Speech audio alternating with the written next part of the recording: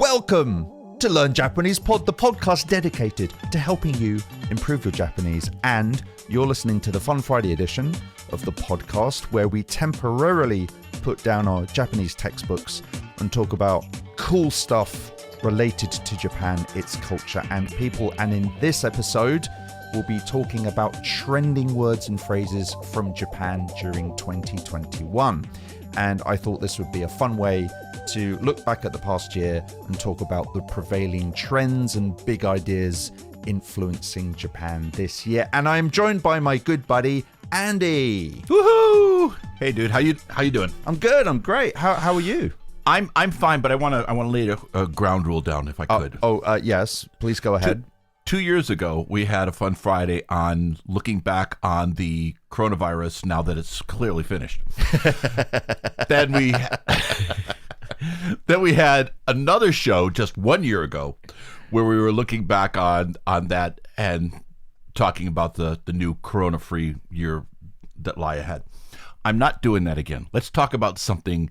I'm not going to say the coronavirus is over. I am completely convinced that we will never, ever burrow out. Hey, come on, Andy. Don't be a pessimist. I think we could hang out as early as February 2027. Right. You saw that joke coming down the track, didn't you? Yep. Yes. So yeah, I think the interesting thing is the world is united in being absolutely sick of this year, being sick, and the year before, and talking to everyone on Zoom. I think we're absolutely sick of all that nonsense. But it's nuts. It's absolutely nuts. But I thought, because I'm a glutton for punishment, let's turn around and have a look. Let's do it again. Let's look at this disaster, but do it with the Japanese flavor and look at the main, trends and current affairs that help to shape the year in Japan. So Andy, how was your year? How was 2021 for you? Did you have some highs and some lows? How did it go? No. I think I feel stressed because the world is stressed, right? So you're gonna. My year was relatively fine, right? I'm busy, and my work doesn't really change with coronavirus or not. But everybody's just like, there's just an ambient stress level, right? Just this won't ever get really over. I will say this year has been, 2021 has been a better year than 2020. That's a low bar to to jump over, but it's been pretty good. Not too bad. I look forward to next year being better. I hope. But it wasn't bad. How about your year? It was good. It was busy. It was super crazy busy. Great things happened this year, especially with Learn Japanese Pod. We had a bunch of new people join the Discord server. We've almost got 2,000 members. So just hanging out with everyone has been absolutely fantastic. And you should be a huge nerd and hang out with us too, Andy, sometime. I'll do that in my free time. Yeah, right. And you don't get paid for it. But it was super crazy busy. And so I'm hoping that next year I can maybe organize myself a bit better so I can hang out with people a little bit more, spend time with the people I love and my friends. And also spend time with you, Andy. She is a tumbleweed. That's that's a Japaneseism that bears explanation. Oh yeah, right. So there we go. Yeah. So basically, when you tell a terrible joke and there's silence in the room because it was such an awful attempt at a joke, Japanese people will say "shin," and "shin" is it an onomatopoeia, I guess, of the sound of there being no sound because no one is laughing. Yes, basically it's the the joke falling flat on its face and everyone's just kind of nonplussed. I was sheened by Andy. There you go. So back to the topic at hand. We're talking about buzzwords of 2021 in Japan. Now you'll be possibly interested to learn that every November, an educational publishing company called Yukan announce their contenders for the buzzword of the year. And so I did a little bit of research online to see what the big words were, what the buzzwords were, what people were talking about. And you won't be surprised to hear that obviously the Olympics and the pandemic were two of the major themes that influenced the choice of buzzwords for this year. But also I think other topics in the news and that people were talking about on social media were entertainment, technology, and the younger generation, Generation Z, or Generation or Sedai Z, as it's called in Japan. So those were big topics this year. And so what I did is I just randomly chose some of my favorite words from that list, added a couple of my own, just concentrating on words that I had actually heard and that my friends used and that I'd seen on TV and I'd read online. So first topic, of course, we'll get this one over and done with, is the pandemic. Yeah, don't want to talk about this, but it was a big topic of the year. And of course, Andy, let's start off with an easy word. How do you say vaccine in Japanese? It's vaccine, but you mangle it with accent. Yeah, you katakana-rize it. Can you remember? We talked about it ages ago. Wakuchin. Yeah, wakuchin. So, you got your wakuchin, right? I got my 2 jabs. I'm of course everybody listening really cares. Do we have to get boosters over here, or what's the deal? Yeah, so I think the Japanese government is talking about getting boosters ready for next year. I guess the earliest would be January. Obviously, the Omicron strain is, spreading all over the world. So I think that Japan is getting boosters ready. So I think that's. Yep. I mean, I think everybody who's going to get vaccinated in Japan has gotten it. Yes. So I think now's the time to do the boosters. I think we're up at 80% for people who have 2 vaccines, which is amazing. I started off very slowly, but they eventually did a great job. So, Andy, one of the buzzwords was fukuhanno, which means... Watch your mouth. I'm sorry. This is a family show. It means side effect. So, obviously, the side effect, this was a big topic of discussion as people compared their side effects after getting their first and second COVID jabs. So did you have fukuhanno? Did you have any side effects? I did, and I've gotten vaccines all my life, and I've never noticed at least feeling crappy at all. I mean, I just never have. Maybe because I'm getting older, but the first jab, no problem. The second jab, for about a day, I just felt lousy. I just felt logy, and I knew I could feel that I was running a little bit of a fever. And you know what? That said to me, if the vaccine is that much of an impact on my body, what does that say about the disease that it's preventing? Yeah, right. So I looked at it like that. Was it the end of the world? Completely not. I felt like garbage for about 24 hours, and then woke up the next day and it's like, okay, we're done. How about you? Yeah, pretty similar. I felt really the first felt a bit kind of tired on my first vaccine. In the second vaccine, I felt a bit crappy, and I was down for about 2 days, but fine. Actually, recently I just got my influenza jab, and that hurt like hell. It was super painful. Like my arm was like really sore for like 3 days. I'm like, what the hell?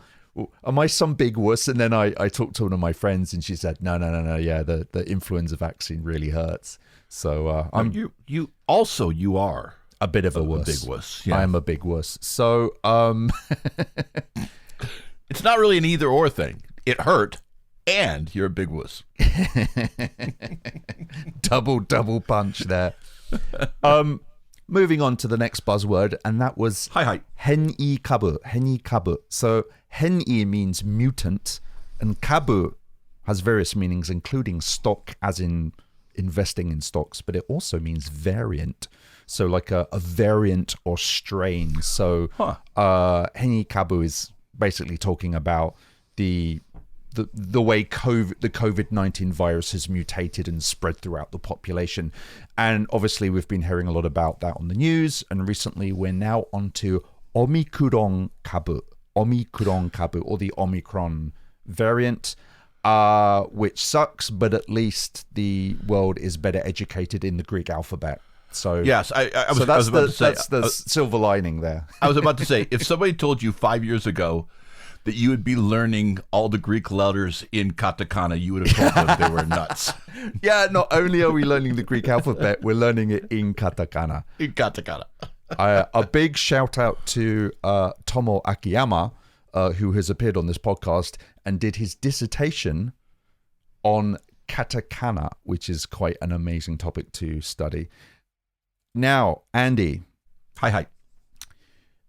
Do you know about, have you experienced the idea of silent eating during the pandemic? Might you know what I'm hinting at here? Silent eating? Yes. So this is the next buzzword, and that's mokushoku.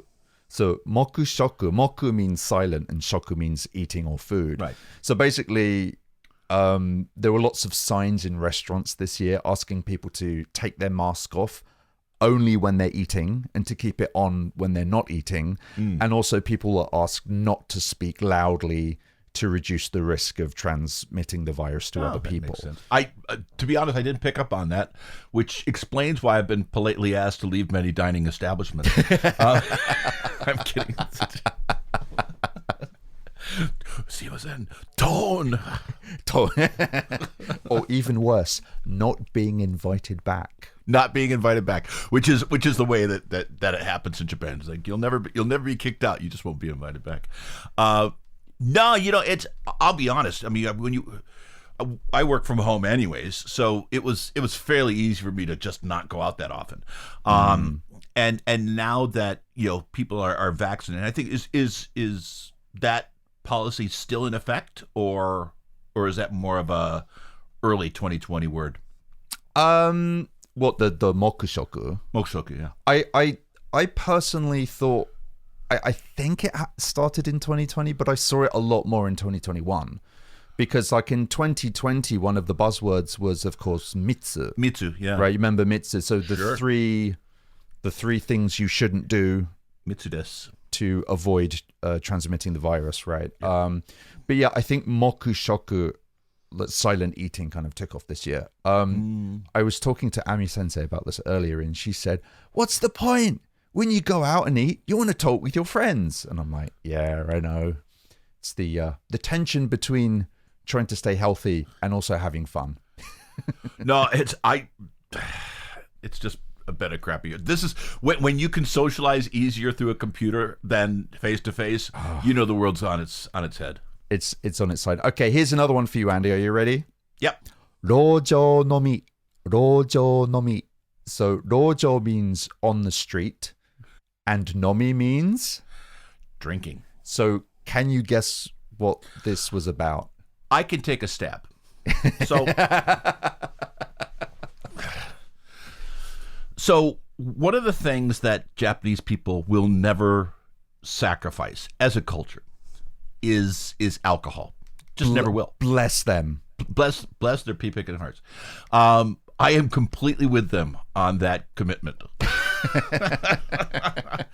But back in the day, if you didn't, so officially, restaurants were closed down. Specifically, even restaurants that stayed open until what was it, 8 o'clock or 9 o'clock? Yeah, and then they closed. Even those places were asked not to sell alcohol because, of course, people get crazy. So there was the drinking culture of Japan was completely dry erased off the whiteboard of Japanese culture. It was just gone, right? Yeah. And certain people are going to find a way. And I'm sure what that is you head on over to the Konbini, you buy a fine Kappozeki, or you buy a couple of tall, fine Japanese bean beers, and you go out on the street and you just get wasted. Yeah. Yeah, this is kind of one of the funnier terms I heard this year, which basically, like as you said, Andy, a lot of bars and restaurants were closed and or restricted during the pandemic. And so a lot of people would just simply go to the convenience store, buy booze and drink it on the street instead. And I wouldn't be surprised if beer sales from supermarkets and convenience stores rose dramatically in the last 2 years. Do you remember we after the tsunami? Way back. So tsunami happens, the power's down, all that stuff, and so you would go to the combini, and the the shelves were they weren't getting the trucks and all that. It was a terrible time. But one thing you noticed was gone is all the rice was sold out. Yeah. All the water was sold out. Yeah. And every form of alcohol was off those shelves. Yeah, right. And it's like if you needed to buy soap, no problem. We got soap here. I need to buy beer. No, gone, completely gone. It was awesome. And remember, don't forget that there was the outside possibility that the nuclear reactor in Fukushima would explode, sending radioactive fallout over the Kanto plain, right? Yep. Good times. Yeah, I mean, I know people were traumatized by this. And there's something very stoic about the Japanese people. So the end of the world is possibly happening. What should we do? Go home and drink. Go home and get blind drunk. Play some jazz. Have some whiskey. Oh dear. Oh yeah. Yeah. So drinking on the road. I've actually seen a couple of folks that now that I see their kind of ambling, kind of having a hard time keeping that straight line thing going. Right. That now makes a lot more sense. Right. Yep. So Rojo Nomi, drinking on the streets. It's a good one. It's a good one. Okay, so Andy, we're going to pivot now to entertainment and youth culture. And the next word, let's see if you understand what this is. So this is usewa. Usewa. Can you guess what that means? Uso? No, not uso. Uso, uso means liar. Right. It's similarly angry, I would say. Use. I don't know. Use. Andy, use. Usewa. So usewa means urusai. That's where I was going to go. It's like urusai. Useo means, I guess, is a young way to say you're being loud. So usewa. So basically this means shut up or you're being loud and annoying. And it's the title of a song by a singer called Ado. And she's like a really young singer who she released the song of the same title, Usewa, in October 2020, but it became really, really popular in 2021. And basically, as you might imagine, the song is about the singer expressing her frustration and exasperation at society and and how it pressures you to fit in. And it, as you can imagine, it was pretty controversial because a lot of young people would understand that sentiment, right? All these old codgers telling you to turn up to work early in the morning, wear a suit and do all this stuff, and you'd rather go out and have fun. But the controversial thing was all the parents got rather annoyed by how dare you say urusai?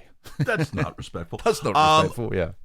So this isn't directly related to coronavirus, but it is, I think, tangential because obviously the frustration people are feeling, especially young people who are, in that kind of gig, freelance culture. Man, their life really got impacted. Now, here's one of the things when you, the listener, comes to visit Japan, if you are being inappropriate in any way, people will not say that you're being inappropriate. They'll say you're being loud. Urusai. So if somebody said, so how old are you, to me, and if I didn't want to answer that question, I could just say urusai, which is a funny way of saying, dame or something like that. But it's tantamount to shut up. It's basically right. It's like shut your mouth, right? Right. Yeah, urusai, right? So I think to me, the fact people say urusai to get somebody to fall in line and to basically get with the program.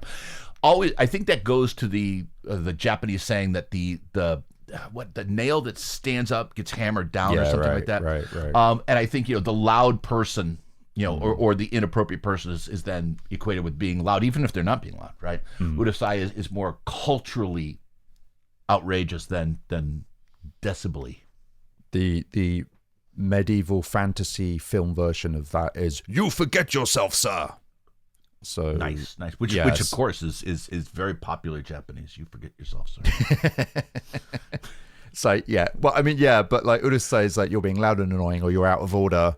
Yeah, you're out of order. That's a great way to say it. You're out of order. Yeah, out of order. Okay, moving on, Andy. See if you get this one. This should be pretty easy. Ika game. Oh, that's an easy one. So, easy, right? Ika is squid. By the way, nutritious and delicious. And game is game. So this would be the Korean mega hit. Yeah, Squid Game. Absolutely. Did you watch it? I've seen some of it. It's one of those shows that if I watch it too much, I will just completely lose myself in it. I have to say, if you were like around in the 80s, the bubble culture of Japan, Japanese movie and films represented Asia, right? At any time an American or a British person thought about what Asian movies or animation or anything like that looked like, what they were really thinking of was Japan, because Japan was making the best stuff. Sure. I think some of the best stuff coming out of Asia right now is coming out of South Korea. Their production big time, yeah. Really, really, really good. So dramas, music, movies. Yeah. Their stuff is looking and sounding very nice these days. No, I think South Korea has become the new cool kid on the block for a while. Oh, now. Absolutely. Yeah. No. I think yeah. I think they're the cultural representative of Asia to the rest of the world. Even before Gangnam Style, I think they were kind of kicking it. I look at Gangnam Style as an unfortunate hiccup in that progressive march. It was a necessary evil to bring Korean pop culture to the rest of the world. Growing pains. Yeah, I think Korea invests an insane amount of money into developing stars, right? Whether they're acting and pop stars, singing, dancing, all round talented. Yep. Incredibly good looking people. So and the culture is so in tune with the technology and the media and all that stuff. It really is kind of like a perfect storm that's just ready to make media. It's long overdue. A trip to Korea is long overdue. So I'd love to go back to Korea. Yeah. It's awesome. When's the last time you've been over there? Oh, a million years ago. It was like, I think it's like more than like 20 years ago. I went to Seoul, and I got to Seoul, and it's like, oh, this kind of reminds me a little bit of Tokyo, except I can't understand anything or read anything. Right. But all was forgiven when I went to the restaurants, and I was like, oh, this is what Korean food is supposed to taste like. And my head exploded. I love so good Korean food. Yeah, so to all our Korean brothers and sisters, 감사합니다. From the bottom of my heart, from the bottom of my kokoro. Can't wait to go back. Yeah. Got to do it. Got to do it. So, moving on. I think we talked about this a little bit before, but Zeddo Sedai, which is Generation Z or Generation Z. People, apparently this is people born sometime between the mid-90s and up to 2010. There was a lot of commentary online about how young people are communicating through smartphones and social media to each other and also to the world.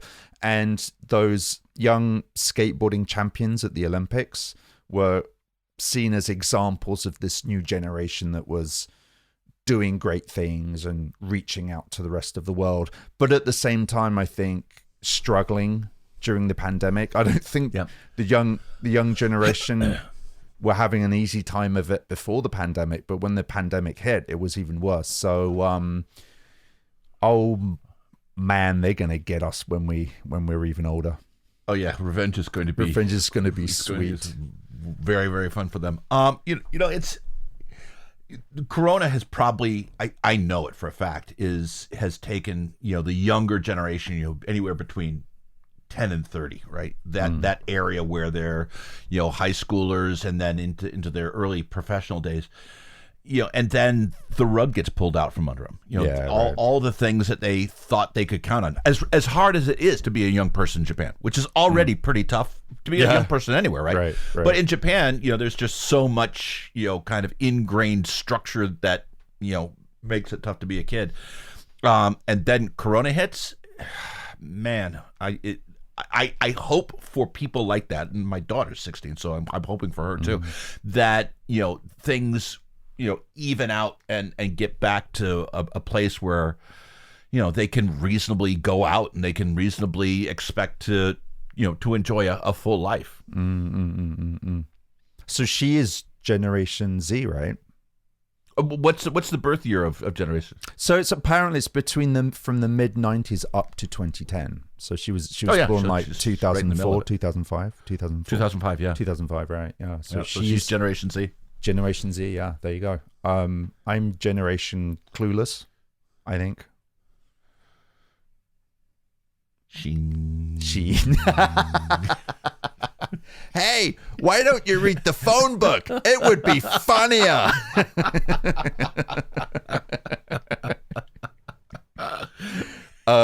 Quickly refers to notes. And now on to the next topic, which is society and technology. Okay, now, Andy, I don't know if this is a buzzword you have heard yourself, but this is one that I have heard quite a lot from my Japanese friends who are working in corporations, who are young professionals working in business, and the biggest buzzword is SDGs. SDGs. Can you imagine what that means? I think I got one time when I was traveling. I had to take a penicillin shot and it went away, but things to avoid. Oh, Andy. And quickly moving on to the next topic. Woo! Sorry, that's SDG. Oh, that, right. Oh, yeah. I'm never going to live this down. So the abbreviation being Sustainable Development Goals.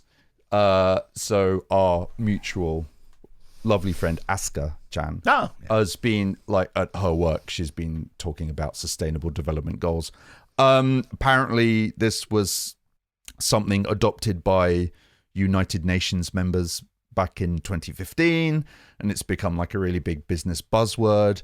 And there's like 17 targets that include eradicating poverty, achieving gender equality, not destroying the earth before we die, all those good things. I don't know to what extent this is all just fancy marketing.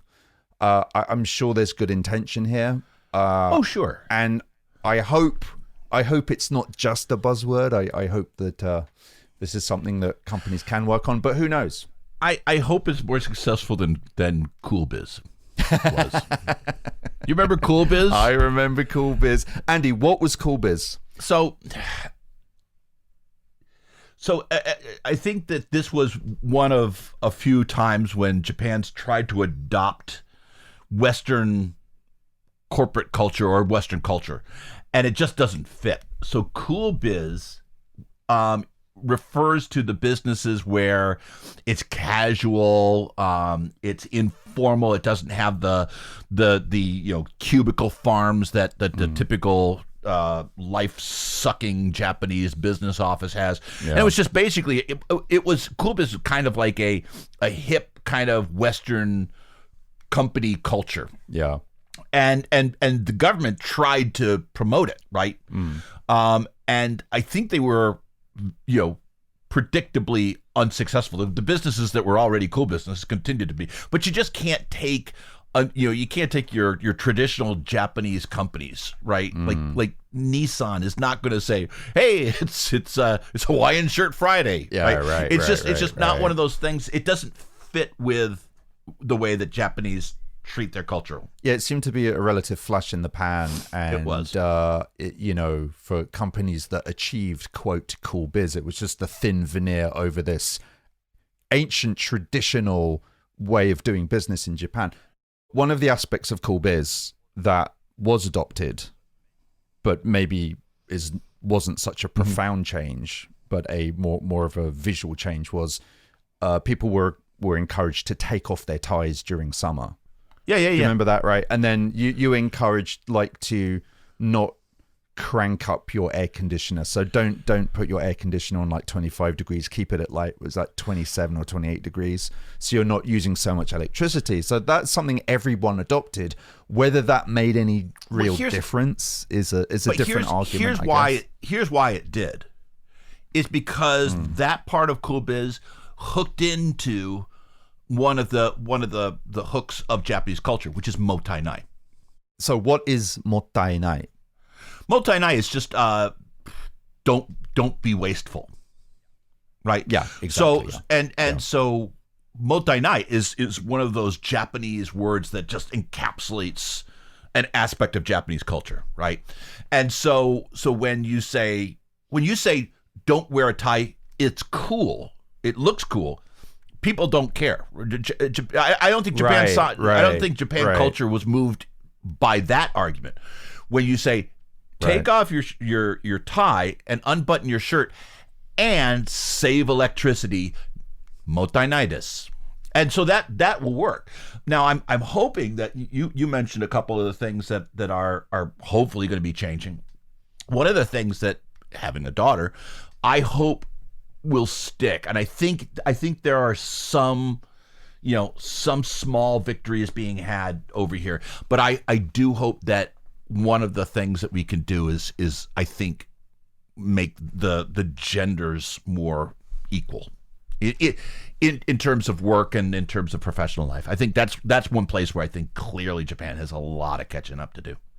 Andy, that is the perfect segue to my next buzzword of the year, which was, drumroll, gender byodo. Gender byodo, so gender equality, right? We've talked about this previously, but basically the reason gender byodo, or gender equality, became a buzzword this year was partly because of the misogynistic declarations of Yoshiro Mori, the ex-prime minister. So he was the head of the Tokyo Olympic Organizing Committee, and he made these ridiculously sexist comments, something along the lines of, these meetings take ages because the women tend to talk so much. Women are just, blah, blah, blah, blah, blah.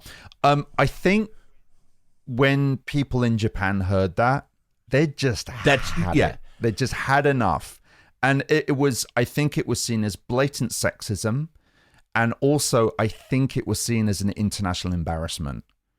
And so he was made to resign. He had to step down. Here's why I find encouragement with this is that the reason that he said it and didn't give it a second thought is because 10 years ago he could have said it and people would have accepted it, and great. Now we live in a world where social pressure can be brought to bear, and it was. And appropriately so, because it wasn't like that wasn't the only stupid thing he said. There was a couple other things. Oh, he's a walking gaff machine. That guy.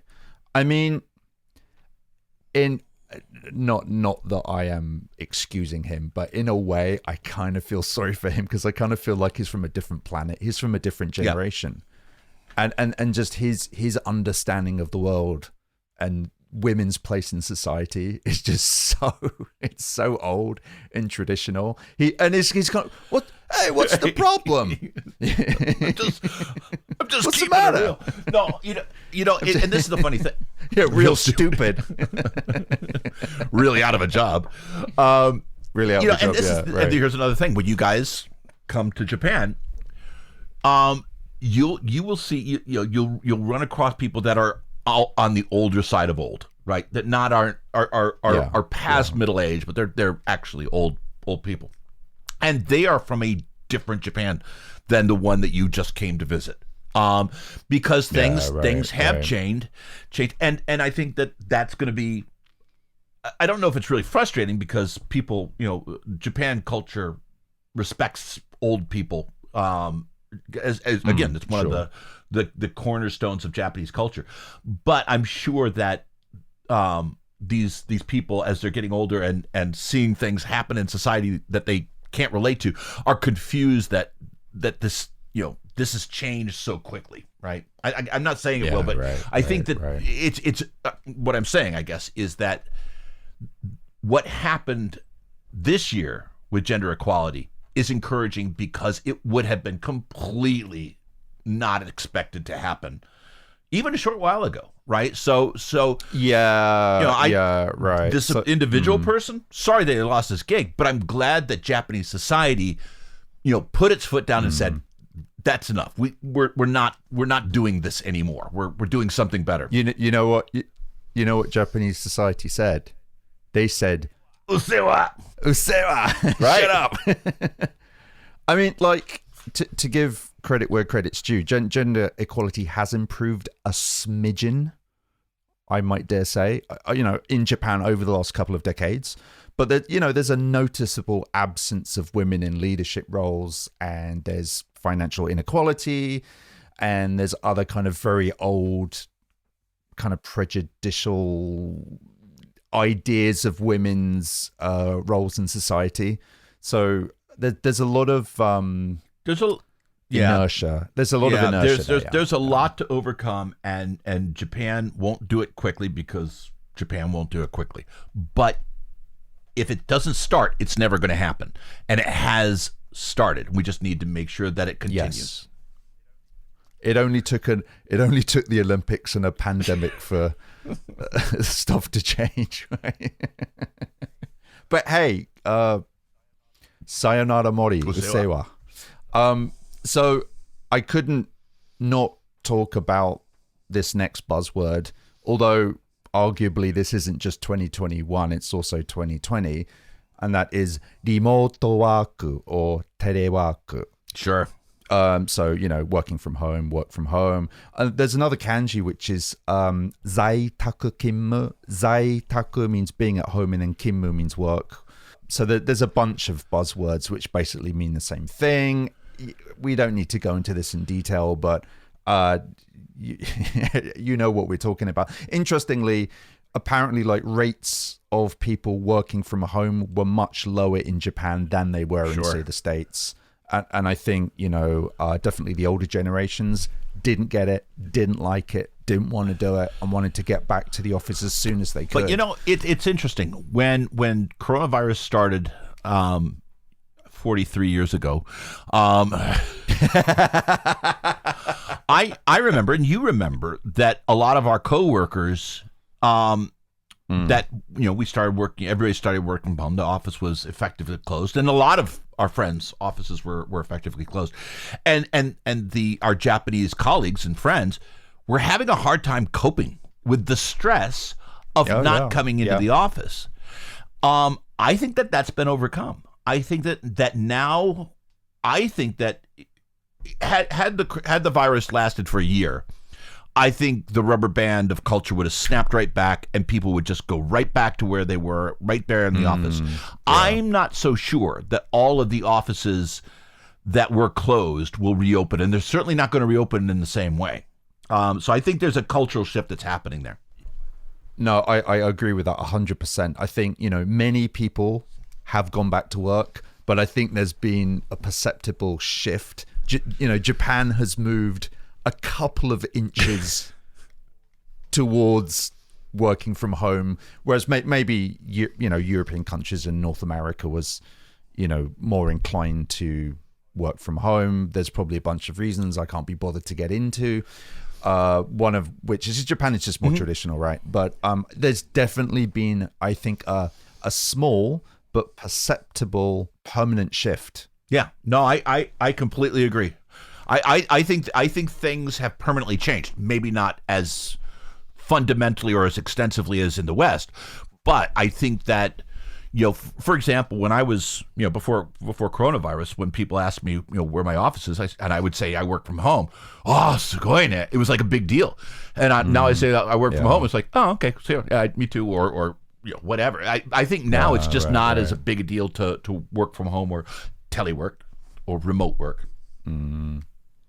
So there's zaitaku kimu and there's telework, and I was trying to look into like what the difference in the meaning is, and I think telework is a word that's existed for Sure. quite a while, like way before the pandemic, and that was just for employees who were maybe working away from the office. Maybe they're actually working at a customer's office. But then zaitaku kimu specifically means working in your home, and I think that's a newer word. It's so I think that's a newer concept.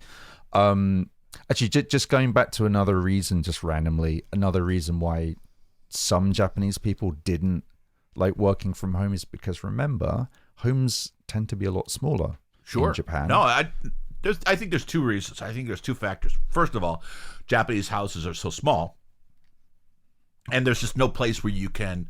In most houses, there's no room where you can close the door and be at peace and have a home office.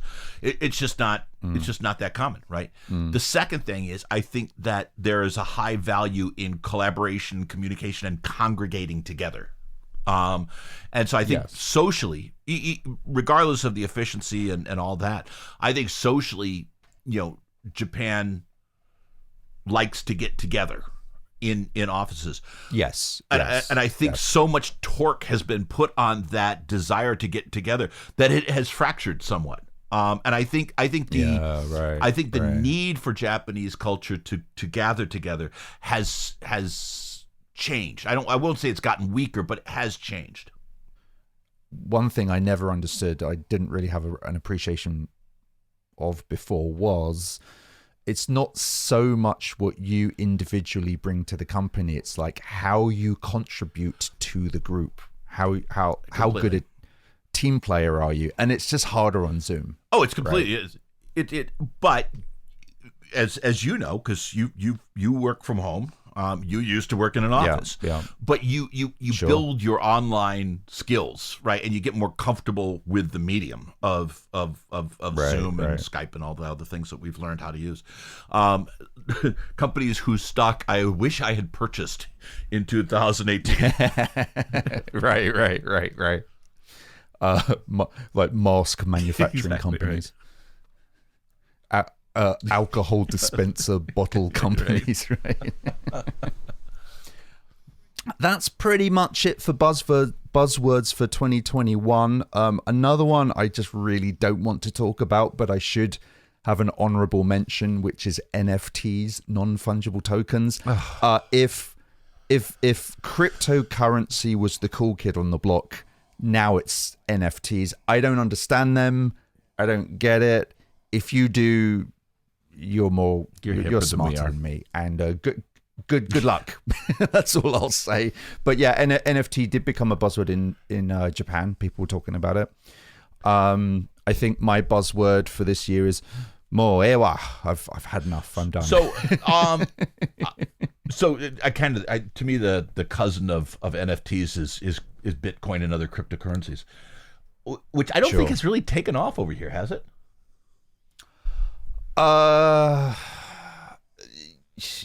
It's kind of a niche. I think people are aware that it exists, but I don't think it's become tremendously popular. I mean, this is different from cryptocurrencies, but digital money has definitely taken off in the last couple of years.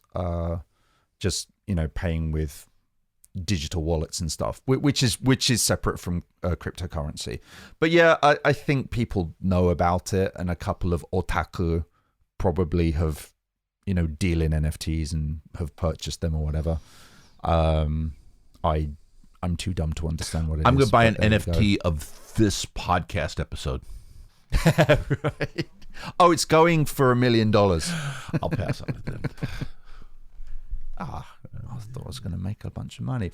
So, Andy, do you have any plans for next year? Are there any things you'd like to achieve or directions you'd like to go in? I would like my New Year's resolution for 2022 is that the next time we do a Fun Friday, we're not talking in any way about the coronavirus. Amen. Absolutely. Andy and I have done a couple of Fun Fridays, and we've definitely done the pandemic to death. So we will think of some new interesting Fun Fridays for next year. I definitely want to make a bunch of new podcasts with Andy and also with Ami Sensei. We'll be definitely bringing you some new shows in the new year, and possibly a new online course for those of you who want to study Japanese in a slightly more structured and intensive manner. The word that I picked up this year that it's not, the hip word, it's as far as I know, but the word that I find myself using a lot because it's so appropriate and applicable, ponkotsu. Which I'm not sure is a polite Japanese word. It's not a polite word, but Andy, what is ponkotsu?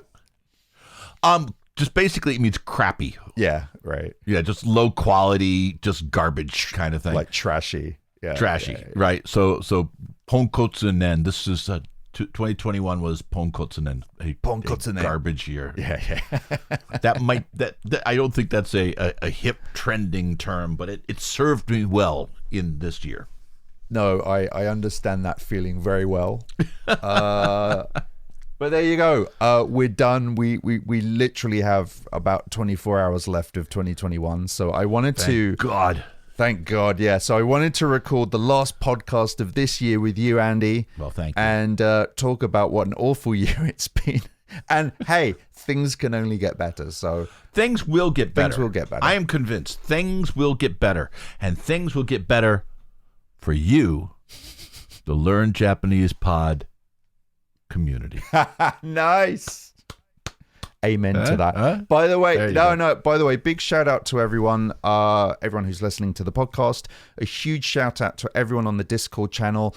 I've said it before and I've said it again. Thank you so much for making the community fun, supportive, interesting, and just generally a great place for people who want to learn Japanese. And actually, one of my New Year's resolutions is to hang out more with you guys on the Discord channel. And hopefully, if we can possibly, dare I even hope for it? Don't say it. Don't do it. Don't say it. You'll jinx it. Maybe meet in person and have a meetup. He said it. Unbelievable. By the way, from all of us, the listeners of Learn Japanese Pod, to you, Alex. Yes. Thank you. Thank you for your efforts. I mean, I know how much work it is to create a new podcast every week and post it every single week. I mean, it's... Oh no! You stabbed me with a kryptonite blade in my back. I know I suck, but all I can say is ganbarimasu. Yoshi. Ganbarimasu. Andy, it's been an absolute pleasure. Thank you so much. Thank you, man. And happy Akemashite omedetou gozaimasu. Mada. Before New Year's, you have to say Yoi otoshi o. Oh, Yoi otoshi o. Yeah, so Yoi, good, Toshi, year, or basically implies have a good year. Yoi otoshi o. And then after midnight, you say Akemashite omedetou gozaimasu. There you go. Or if you want to, you make the peace sign and go, Akeome.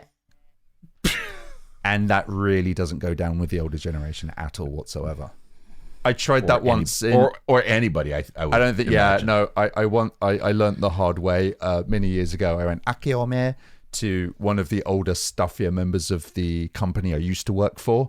And he said, that is one of the words the young people use, isn't it? And then he just walked away and ignored me. I was like, oh, well, that's the end of that relationship.